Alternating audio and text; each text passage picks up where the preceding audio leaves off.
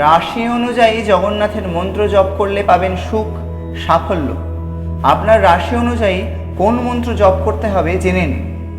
আষাঢ় মাসে শুক্লপক্ষের দ্বিতীয়া তিথিতে রথযাত্রা আয়োজিত হয়। ওই দিন জগন্নাথ দেব দাদা বলভদ্র ও বোন সুভদ্রার সঙ্গে রথে চড়ে ভ্রমণে বেরোন এবং মাসির বাড়ি যান। আষাঢ় শুক্লপক্ষের দশমী তিথি পর্যন্ত জগন্নাথ মাসির বাড়ি থাকেন, তারপর পুনরায় ফিরে আসেন রথে চড়ে। সেদিনটাকে আমরা বলি উল্টো রথ। এই সময়কালে জগন্নাথ দেবের আরাধনা করা সবথেকে লাভজনক। সবথেকে ফল পাওয়া যায় এই সময়ে জগন্নাথ দেবের মন্ত্র জপ করলে।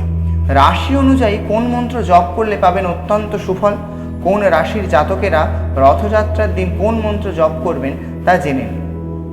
মেষ রাশির জাতকের জন্য ওম পদ্মায় শ্রী জগন্নাথায় নমঃ।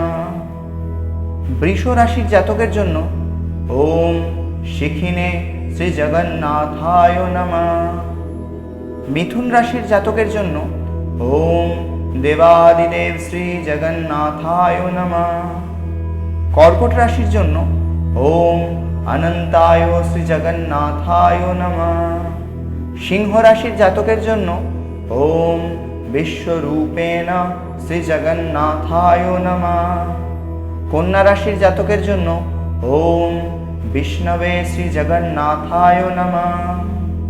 তুলা রাশির জাতকের জন্য ওম নারায়ণায় শ্রী জগন্নাথায় নমঃ। বৃশ্চিক রাশির জাতকের জন্য ওম চতুর্মূর্তি শ্রী জগন্নাথায় নমঃ।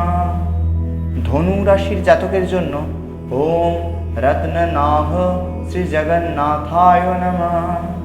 মকর রাশির জাতকের জন্য ওম যোগী শ্রী জগন্নাথায় নমঃ।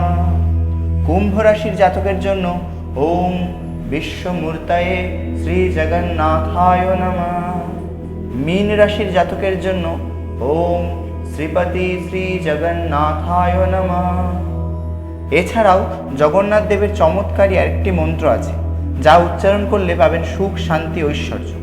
মন্ত্রটি হল নীলাচল নিবাসায় নিত্যায় পরমাত্মনে বলভদ্র সুভদ্রাভ্যাম জগন্নাথায় তে নমঃ। ভিডিওটি লাইক করে শেয়ার করুন এবং কমেন্ট বক্সে লিখে যান জয় জগন্নাথ।